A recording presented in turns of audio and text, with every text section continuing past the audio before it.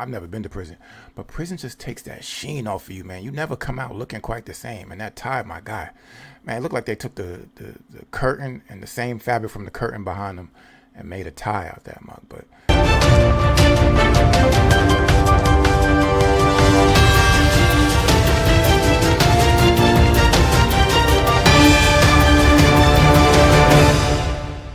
all right, people, I got a banger for you today. Looks like we got Shyne reacting to Diddy's arrest. Haven't seen Shyne in a while. As you know, Shyne is a politician now in Belize. He got deported after being arrested. So we got Akademiks reacting to Shyne's reaction to Diddy getting arrested. So let's see what he got to say. Listen to what he said. When I was a 18-year-old kid, just wanting to do nothing other than make my mother proud. Damn, bro.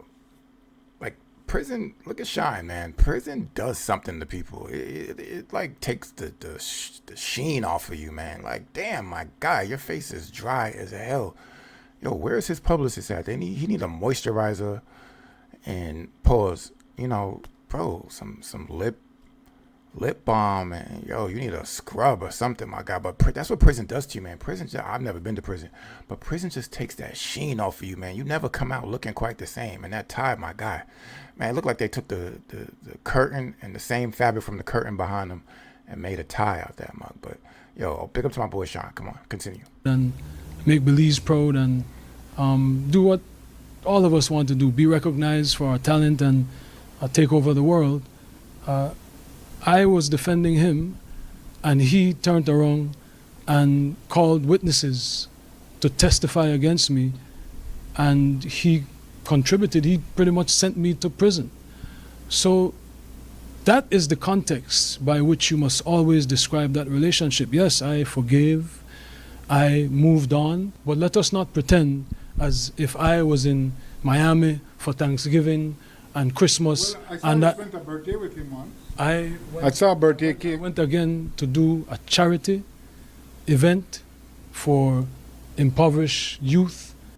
Now, what they're asking him, so they're grilling him in Belize to say, well, it looked like you and Diddy was still in cahoots even after you went to jail. And I don't know if you've seen. Yo, shout out to that reporter. He ain't hold back. Bruh, F what you talking about. We saw you in Miami dancing with Diddy on stage. Like, what's good? Why can't American reporters be like that? We get the fluffiest reporters talking the most BS. Bro, get to the point. You got one shot. You got a mic in the person's face. Yo, get all your questions out one time. Bro, we saw you with Diddy. What's good? You down with them free calls? Talk to me. Diddy, Shyne, Charity, they were seen together when he last returned back to the States. Here we go. Where is the video of them kind of being around each other? Diddy and Shyne, right here.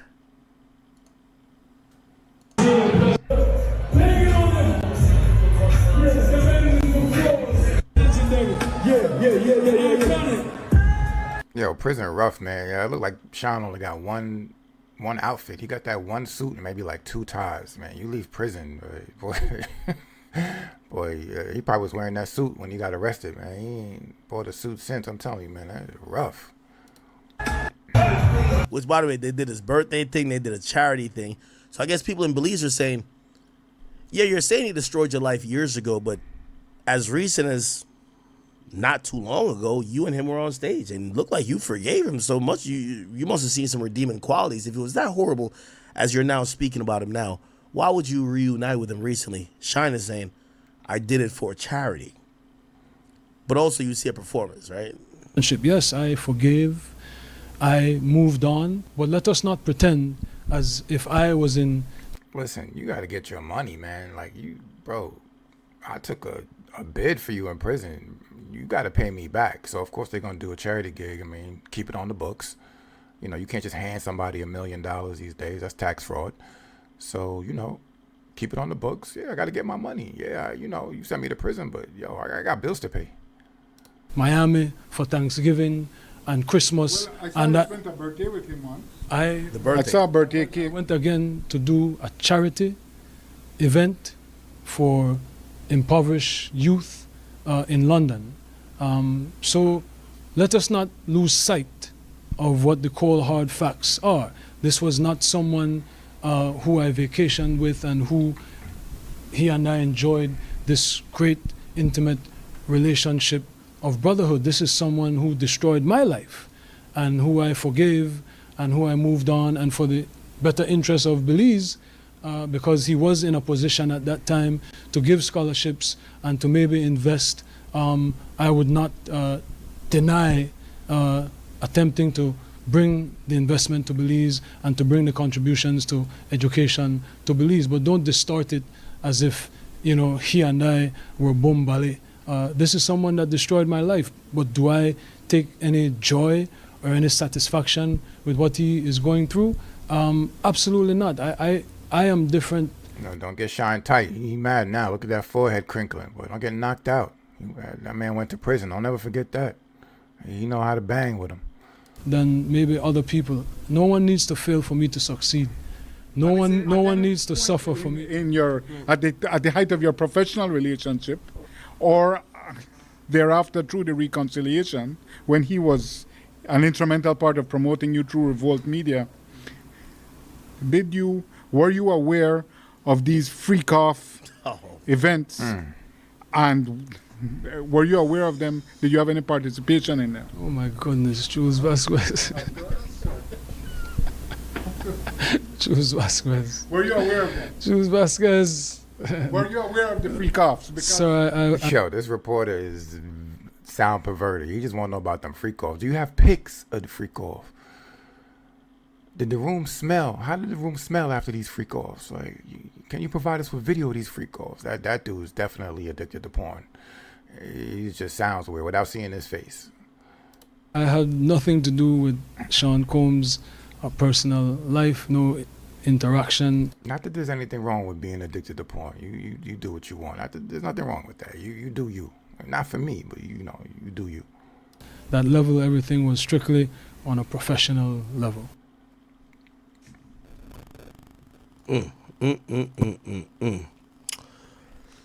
This is Clear point of view.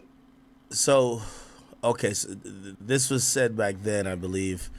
Natanya Rubin, she was the one who was shot. Yo, Akademiks look like a kid that used to get his ass whooped for peeing the bed. I don't know why that just came to me. Continue. In the face during that day. She denied that it was Shyne who did it. She said she saw the gun in Diddy's hand. She said she told investigators, but it did not matter. Now, you know, it's interesting to see Diddy charged in the way he has. You have a witness who's literally saying what she said then. She said Diddy shot her, but Shyne took the blame for that, or got, you know, the penalty for that. She's saying this to this day. The feds could still charge Diddy for that, but they haven't. Why? And this is where people have the notion of. What a headline. Shot in the face. Like, I can't stop staring at her face. Like, what do I expect to see? Like a big gaping hole in her face? Like, damn, you got shot in the face. Why do you still have a face? Like, you always expected somebody here, oh, you got shot in the face? Why do you still have a face? How are you still alive? You know, it's just a bullet fragment. You know, it's not like you got shot in the face with an AR would blow your whole face off, you know, there'd be nothing left. But, you know, handgun, bullet fragment, you can get shot in the face and still have a face. But it is fascinating. I keep looking for like a big hole in her head. That's not how that works. Maybe he was a CI back then. It's more complicated. So maybe the cops saved him because he was a CI, but who knows? Anyway, yeah, that's kind of sad. Let me see. Diddy's lawyer actually spoke, and this is a female lawyer. His attorney is Tenny Garagos, and she was with Combs in court today. Joins me now. Thank you very much for taking the opportunity. Thanks for having me, Chris. Oh, damn, she kind of bad. She look good. What's his lawyer name? We got to get her name. What's her name? Surprised, but now I'm going to feign that I'm not. That kind of charges. Harvey Weinstein, they were worried about him messing with his ankle bracelet. You can't play with these big celebrities. Just keep him where he is. Why? Let me fast forward this.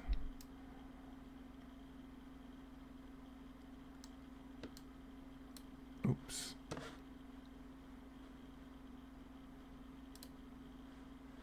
A week. Or get There's some good questions. I want to get to what someone a question. Everybody's fascinated. Everybody wants to know how Diddy's doing in jail. So I think Chris Como ends up asking the lawyer, how's he doing in jail? Because you know what kind of answer he wants. here would do in the bedroom, but that doesn't mean that what he did was a crime. What is his disposition and his mood? What is his disposition and mood? He's in a federal jail. I mean, what you mean? What's his disposition and mood? You know what Chris Como want to hear? Oh yeah, I spoke to Puffy yesterday. He's been sexually assaulted several times. He has rats and roaches in his room. He's lying in a pool of his own feces and blood. He cries himself to sleep every night. What do you mean? What's his disposition? He's in a jail cell. He eating garbage ass trash food and listening to the radio, like and trying not to get Diddy in the jail. He trying not to get Diddy. What you mean? What is his disposition? Like, what a dumb question. He's okay. He's ready to fight. He came here ready to fight, and he's okay, and we're going to fight again tomorrow. Tenny, you have an open audience here at all steps of this process to say what you believe from your client's perspective. We'll cover it fairly throughout. And hey, thanks for watching. Okay, all right. So yeah, I mean, I think that sounded a little bit better from hearing it from a woman.